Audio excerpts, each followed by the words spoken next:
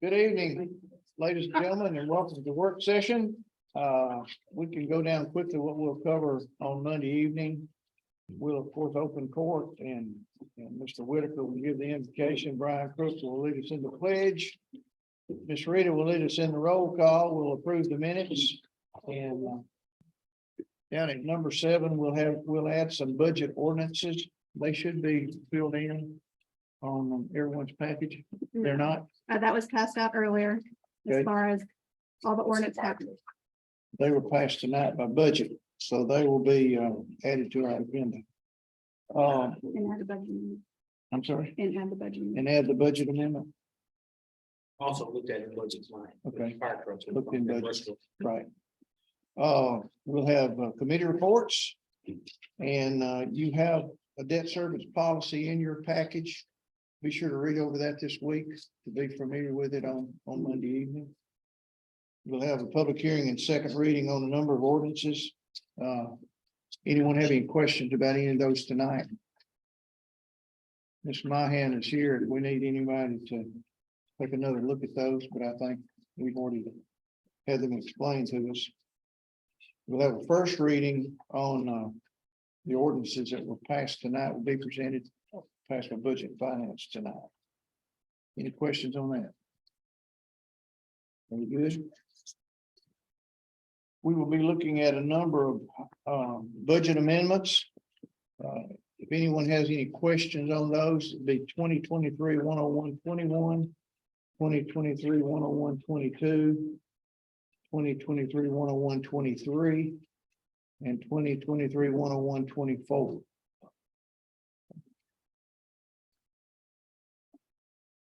Plus the ordinances Plus ordinances for budget. for the final FY budget for this year. You want me to read those or? I don't mind. I think they'd be added into the ground. Yeah. Go ahead and read them all. That would be 291. 2023-28, the general services appropriations. Ordinance 292, 2023-29, general services tax levy. Ordinance 293, 2023-30, urban services appropriations. Ordinance 294, 2023-31, urban services tax levy.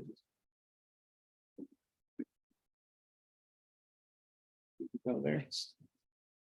Any questions on the budget amendments that will be presented Monday evening? Yes, sir. The budget amendment for the rescue squad trucks, did Budget and Finance wind up making that all ARPA, or did they leave it as part of the remaining revenues in that line item in the rest? Mr. Gully, you want to handle that? I will, in that discussion, we did not take it from the line item left out. That one was $106,000 in the process. It's what I had in my notes. It's on rescue now. We're not talking about rescue, we're talking about Brush Creek. That be substantial. No, I'm talking about the Tahoe for rescue. I apologize, got on the rescue, Okay. my bad. So on the rescue vehicle, to help Miss Amy a little bit in this piece, what's going to happen there in the discussion last Wednesday night, I believe, is when that EMA was discussed. The vehicle was approved to purchase the Tahoe. In that approval, there was some dollars left over, not enough to cover it, but possibly 30,000 left over in rescue's final budget. What was approved there was to deplete that fund and pay for the remaining portion out of ARPA funds. However, what Ms. Amy's asked us to do just for bookkeeping means is to take it first fully out of ARPA. When June meeting comes up, put in a line item to move, those funds will move to put in a ordinance to move or a resolution to move those funds back to ARPA what's left over. Okay, making it easier on them that way. It is still gonna be a bit come from ARPA and a bit come from their final, but make it easier up front. Okay, thank you. Is that clear for everybody? Yeah. it was about as clear for me as first off too, so. Any other questions about the budget amendment? Anyone? Okay, on Fund 151, Debt Service Fund. 2023, 15101. The Jim Satterfield Middle School additional principal payment. And that's kept on the road. Right. Any questions on that? Fund 141, General Purpose School Fund. There'll be 3 items to address. 2023, 14108, which is attendance software. 2023, 14109, employee health insurance. And 2023, 14110 for textbooks. Any questions there?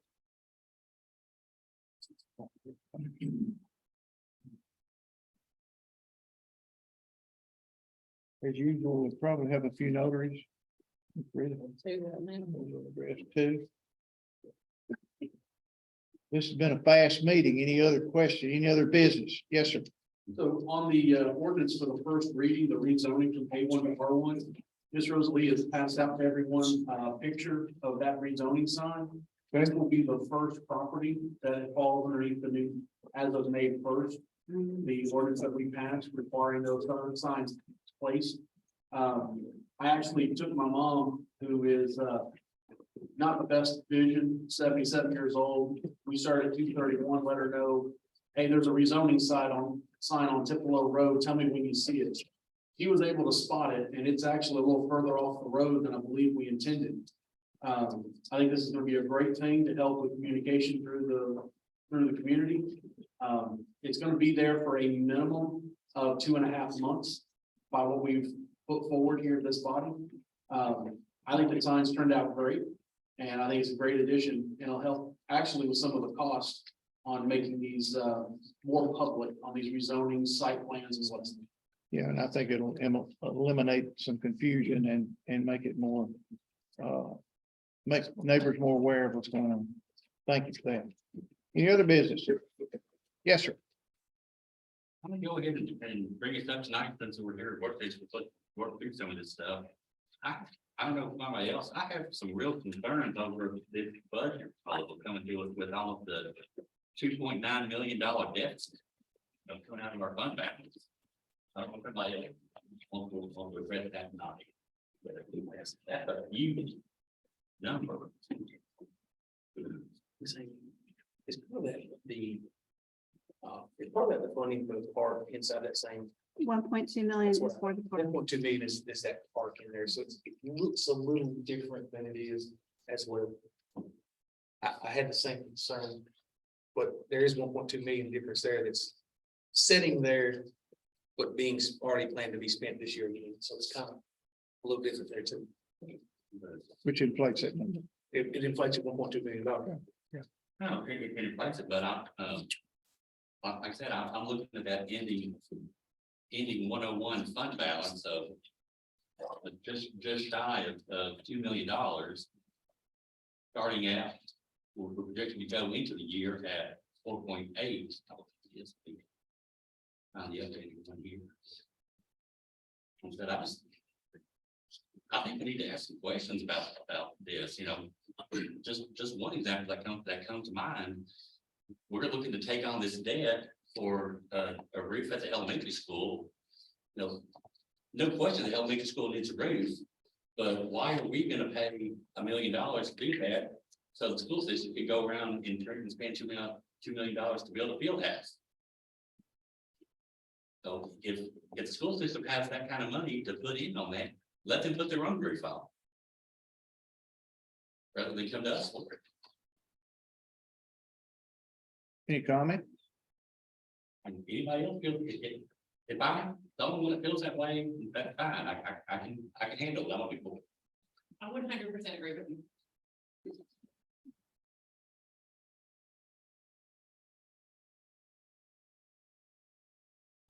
We also put 7 new positions for the sheriff's department and 7 vehicles in this budget. I might mention those 7 vehicles are coming out of ARPA, not off fund balance. You are correct, there are 7 vehicles. The Sheriff's Department has 3 in their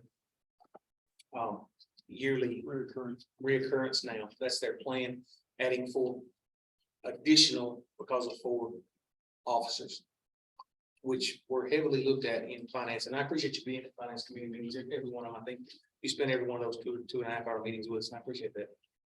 But they were heavily discussed. I mean, there were long meetings, but I feel like if they had been thoroughly discussed, I feel like some of the stuff might have been taken out. Like that's a huge hit to our funds, and obviously, we tried to do it without raising taxes. I'm out, and obviously, Budget and Finance recommended a small hike. And I appreciate you bringing that up, you addressing that. That was gonna be something else I was gonna ask. I may dig my political grave in this regard, but if we're dipping that heavy into our savings account to pay for recurring expenses, do we need to discuss if it's like I said, there hasn't been a property tax hike in 10 years? Is it time to have that discussion? And I'll put that to the body as well, just kind of something like here y'all's thoughts. 5 cents may not be enough with this budget. Yes, sir. Oh, I want you to keep in mind one thing, and it took me, sometimes I'm a little slow with numbers, but it took me a little while to really grasp what's going on here. Remember, a budgeted revenue at 92%. And a budgeted expenses at 100%. What I'm saying there is there's a bit of money that is truly likely should come in. Things continue rolling as they are, that you don't see there, you expect, you budgeted at 92%. That's why it looks like there's a heavier fund balance draw. Something we discussed, getting my own head around, took me a little understanding, because I'm with you. When I see that bottom number, it's a bottom number to me. However, we budget revenue at 92%, where we budget expenses at 100%. So there's, I know 8% doesn't sound like a lot, but when you look at this budget, 8% of that budget is a pretty good bit of money. It's not like the revenue side of things. So there is when you're talking about the $4 million, 4.9 going down to a 1.9, looks like there's a lot coming off of it. 1.2 of that's in the park that's already been allocated, that money's just sitting there. And then there's another 8% of dollars in revenue that likely could come in if we get 100% of property tax, or maybe we get 105% like we're looking at this year. Those things, I don't disagree with you. There are dollars that are available that maybe are, hopefully revenues come in strong is what we're saying. Yeah, That'd be the only thing I'd want to add to that comment. yeah, no, you're correct. Revenues always do come in stronger than anticipated, but I don't know that they're going to come in $2.9 million worth, or if you take that 1.2 off, our revenue is going to come in at 1.7 more than anticipated. I seriously doubt it. Any other comments? Now's the time. Yes, sir. So as I've been watching the budgets over the last 6 years, every budget that I've seen come before this body has always had anywhere from as much as a 1.5 million deficit to as little as, I think 1 year it was only $800,000 deficit. There's always a deficit because of that budget. That being said, when we start as a body taking that into consideration and say, well, we know we're going to get more than what our revenue, our 92%, and we start doing expenditures counting on that extra without raising taxes to make it all work, we're going to get ourselves in a bind. It's going to hit, we're going to miscalculate, and as good as Ms. Thomas is, we're going to have a bad year. And it is going to bite us. We're going to be in a Smith County type situation where we're having to ask property owners to come up with a 15–20% increase. I'm just wanting to put that out there for everyone to consider that we've been going a long time without making any increases when everything around us is going up. We've been solely dependent on our growth. Growth is starting to slow a bit. So I just want everyone aware that it's coming. And previous commissions have voted, well, I want to get reelected, so I don't want to raise taxes. At some point, you've got to do the job and not worry about you getting reelected or not. Point is well taken. Someone else?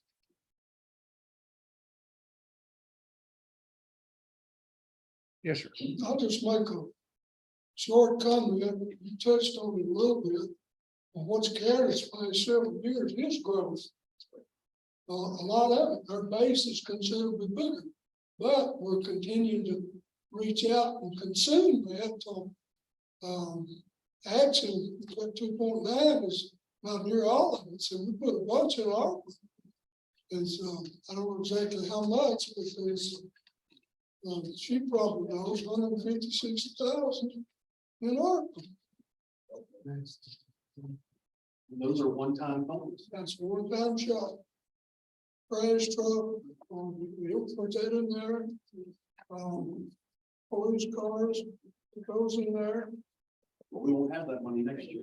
We got 600 and something thousand rifle left in one of those. Yes, sir. Yeah, thank you. Of course, I'll also mention, you know, we have the 2.5% raises for county employees in this budget and a $200 a month increase in the county's contribution to insurance. The insurance is probably the better one to do in my opinion. That $200 a month, that's $2,400 a month added to your take-home pay that we didn't have to do anything as a commission. Yes, sir. A lot of the people that work for the county don't take our insurance. How many of them might I consider? can't tell you. How many of them might consider A taking? lot of them don't. How many of that is because the county contribution isn't that great? If we're able to contribution, that might incentivize some of them to take more.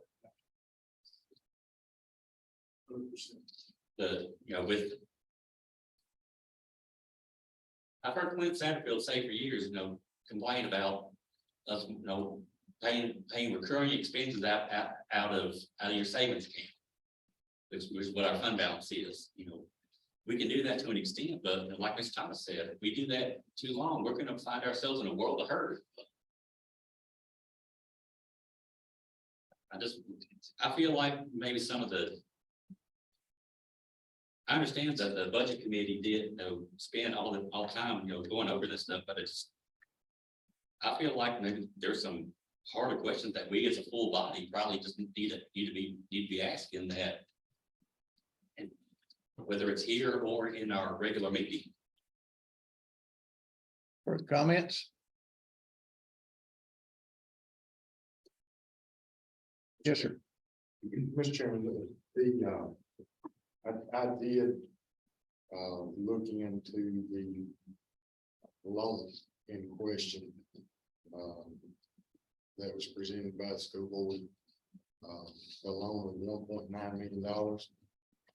My apologies for not being able to wrap my mind around it the other night. However, in looking closer into that, the reason I couldn't wrap my mind around it is because I was trying to make one loan out of two. We have two options before us from a standpoint of financing these three projects actually as presented. Over one, you have the roof at the elementary school, which will be the county's portion of those proceeds. The school, from my understanding, forgive me if I misspeak, are going to take the existing field house and revamp those to where it's more restroom and potentially a changing area for officials, and make those restrooms ADA certified. And then the other, or remainder of funds will be used to build a sports facility. Obviously, it would contain a field house, but also a weight room and a training room. From my understanding, that would be open not only to just the football team, but all of our athletics from the school's standpoint. So that's softball, baseball, basketball, and football, and any others that exist that I didn't mention. as far as what has been presented, what I'm aware that's been presented, as far as loan options go, we have the option that if we put both of those pieces together, then the 900,000, roughly the 900,000 that it would take to put on the roof for the script or for the elementary school, and the school board has moved to potentially borrow $1 million themselves. If those loans are put together, we can secure a rate of 4.19% on a 10-year fixed rate loan, which means that that payment will be guaranteed for 10 years and we hit zero in 10 years. The setup cost, from what I'm understanding on that loan, is $1,500. In the rate environment we're in, the 4.19 is substantial.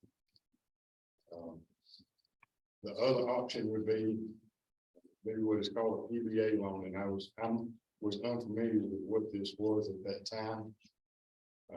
But the structure of how that loan would work is, from what I understand, could potentially be at a rate of 4.39, or could possibly get the 4.19 like the fixed rate.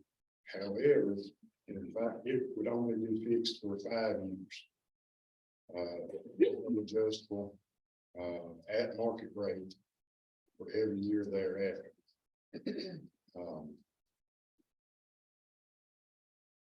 Prime rate, if I don't misspeak, I believe is at 8.5. And for us to be able to secure this financing at 4.19, I think it would be relatively easy for the county to explore options from a savings account or money market account standpoint that could potentially draw them, at being a municipal, could potentially draw them as much as 2%, making these funds only actually cost us 2.1 During the construction phase. during the whole 10 years. That's not what was discussed out tonight the number of the night was 4.79, and it was that lock was 5 years of the 10 years, and then it went to market. Again, yes, sir. That is what I have done since that meeting, is have researched and spoke to the gentleman. I cannot say his last name, but I spoke to on the phone with him at that meeting. But he, Kevin, KRUSHENSKI. And he and I spoke in depth as far as what those options would be. I asked in depth what kind of prepayment penalty would be associated with a 10-year fixed rate loan. His comment was that it would be a no call, no pay for the first 5 years. What that means is we would be responsible for just principal and interest. We couldn't pay toward the principal, couldn't make extra payments for the first 5 years of that loan. However, in year 6 and for the remaining 5 that's left on the lock, we could pay that at our will and pleasure. So between last Thursday and now they're saying it would be locked for the entire. It was an option. I misunderstood the conversation at the previous budget hearing, and misunderstood so much that I dug in deeper to get the right answers. And the reason that I couldn't make heads or tails of the AMORP schedules that were provided is I was trying to treat the options as one loan, when in fact there were 2 options. There was a fixed rate 10-year fixed rate, and then there was what's called a PBA loan, which is the loan, like I said, it's locked for 5 years. There's a 3-year draw period. You only pay interest on what you draw. However, in year 6, it reprices to whatever the market rate is at that time. The origination fee on that PBA loan is $11,400 versus $1,500 to fix it for the 10-year term. Thank you, Commissioner, for that explanation. Any other comments? Yes, sir. I'd like to thank Mr. Dennis for bringing that to the body's attention. Me personally, I think that changes the discussion as far as helping the school. And I mean, that kind of rate in this environment, I mean, that was what we were looking forward to 3 years ago. You were hoping to get that kind of rate. That's, for me, that changes that discussion. Any other comments? Anyone? I thought that big building, in high school was a place where the, athletes worked out. Actually, it was an indoor field, not a field house, but an indoor practice facility, what it was, as best I understand. That is really good. It's an indoor practice facility. Any other questions? Let me thank Budget and Finance again for the diligence that they've had for the last 2 weeks, and they have thoroughly discussed all of the issues. We are in an environment, and I mentioned this to them, that recruitment and retention are two of the challenges that we have coming out of COVID. It's not only finding people who will work, but keeping the people that you have. And I'd like this commission to keep that in mind as we go forward on this. Also, with all the growth our county has experienced, the demand for services has increased. And in defense of the sheriff's position, he would like to create 3 grand divisions. Am I correct, Sheriff? Correct. So that we can have the coverage on the west side of the county where so much of the growth is taken, the center of the county, and then in the eastern part of the county. At some point in time, and I'm not an advocate of raising taxes, but at some point in time, we'll have to, and I think the citizens understand that sometimes raising taxes is what you have to do in order to receive the services that you would like. And I think we all understand that. We're all willing sometimes to pay more for the services we expect. With that said, any other comments? None? If not, then I would entertain a motion to adjourn. Second? This motion is not debatable. All in favor, stand up and grab a chair and a table.